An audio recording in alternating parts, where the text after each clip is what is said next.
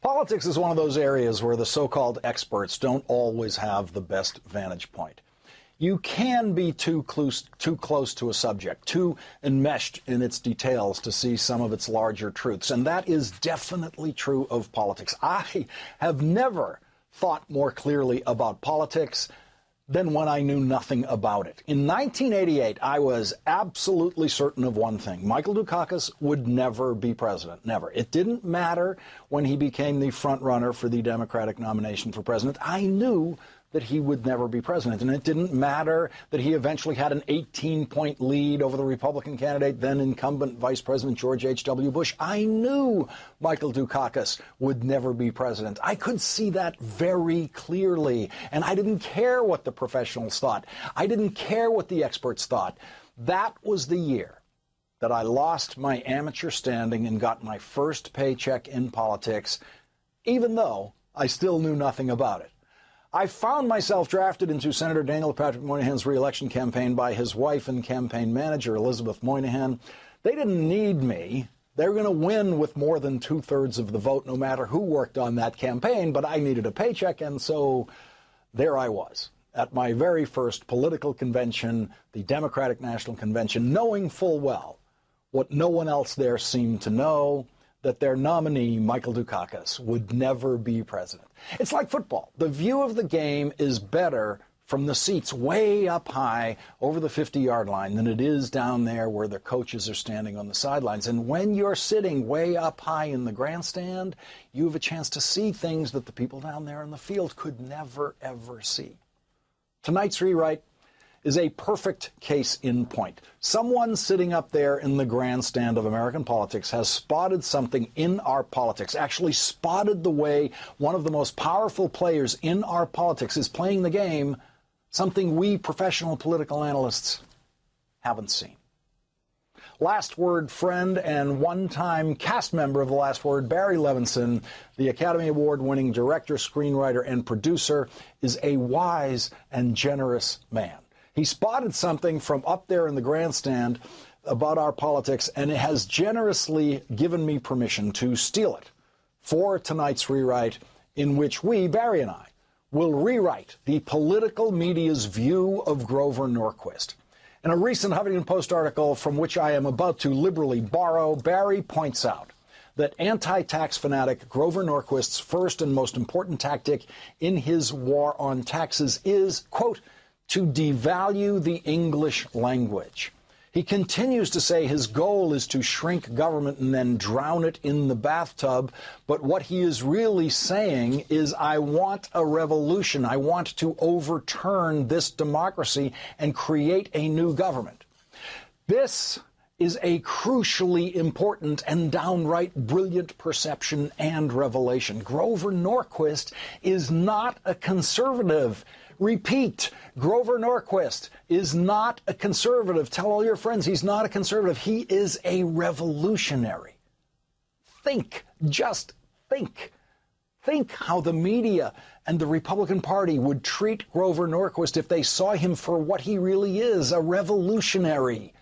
All American revolutionaries since our first successful revolutionaries have been considered crazies.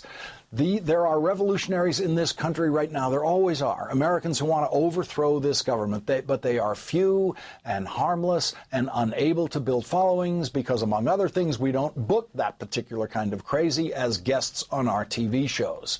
Grover loves the idea of drowning the government in a bathtub. He has said it repeatedly over the years. He once said, our goal is to cut government in half as a percentage of the economy over 25 years so that we can get it down to the size where we can drown it in the bathtub. At another moment, he said, I don't want to abolish government. I simply want to reduce it to the size where I can drag it into the bathroom and drown it in the bathtub. Now, I know some of you are saying, oh, come on, drowning in the bathtub is just a metaphor. I think Grover does use metaphor frequently. This might be an example of it, for example. Quote, bipartisanship is another name for date rape. But when it comes to the bathtub, Barry Levinson and I have trouble seeing the metaphor. Barry writes, what is the metaphor? He said he wants to kill the government in a bathtub. The only substitute is overturn the government. He is a revolutionary like Lenin or Mao. He doesn't believe in the system. He just doesn't want to say it with as much clarity as they did. If you just want to lower taxes, is it necessary to drown the government in a bathtub? Simply say you want a lower tax code, period. Drown the tax code, if you will. But he wants to drown the government of the United States, kill what the Founding Fathers fought for. It is not only about taxes. He is opposed to this government, the U.S. government. He is a new kind of revolutionary, a 21st century revolutionary. He is the kind of revolutionary that Sarah Palin would like to pal around with. Sarah Palin thought she could crush presidential candidate Barack Obama by talking about him palling around with terrorists.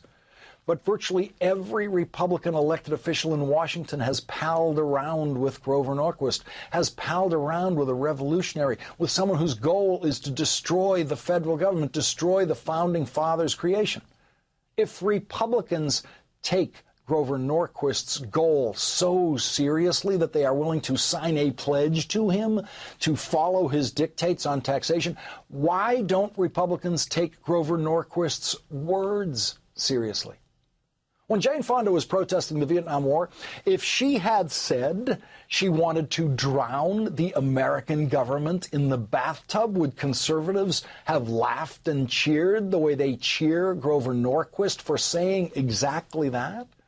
Jane Fonda never said anything as revolutionary as Grover Norquist. Jane Fonda simply wanted her government to stop doing something. She simply wanted her government to stop wasting American lives and Vietnamese lives in an unjust war that we never should have entered and from which we eventually surrendered.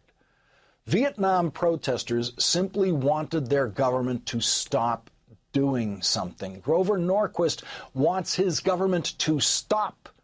He wants government to stop.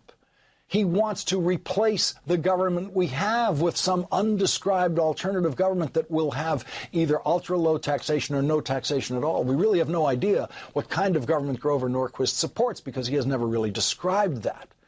He is not very clear about that. What he is clear about is how much he hates the American government. And I, for one, completely support his right to express that hatred in whatever homicidal terms he chooses on any given day. But think, please, just think what it would be like if someone else tried to use the words of Grover Norquist publicly. Someone, say, who is not white.